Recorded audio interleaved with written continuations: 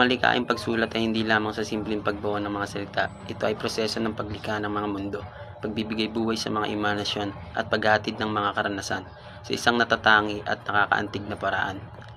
Ang kapanapanabik na paglalakbay ito ng imahinasyon, damdamin at wika. Isang paglalakbay na walang tiyak na patutunguhan, ngunit puno ng mga posibilidad at sorpresa. Hindi ito basta-basta pag-aayos ng mga salita sa isang partikular na struktura. Ito ay ang paglikha ng mundo, maging ito man ay pantasya, mga totohanan o isang kakaibang kombinasyon ng dalawa.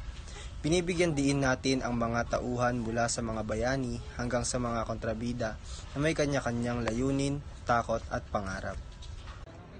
Pinag-uugnay natin ang mga elementong ito sa mga kwentong nag-iiwan ng tatak sa isipan ng mambabasa.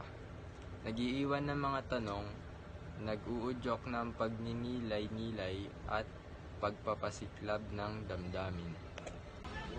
Higit pa sa simpleng pagkukwento, ang malikhaing pagsulat ay isang paraan ng pagpapahayag ng ating sarili.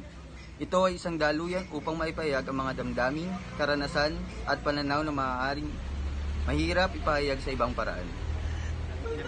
Sa tulong ng mga metapora, simbolo at iba pang elemento ng panitikan, naaabot natin ang damdamin ng mga mambabasa sa isang antas na lampas sa literal na kahulugan. Naipapakita natin ang mga karanasan sa isang natatangi at kaakit-akit na paraan na nagbibigay ng bagong pananaw sa mga pangyayari at nagpapalawak ng ating pag-unawa sa mundo.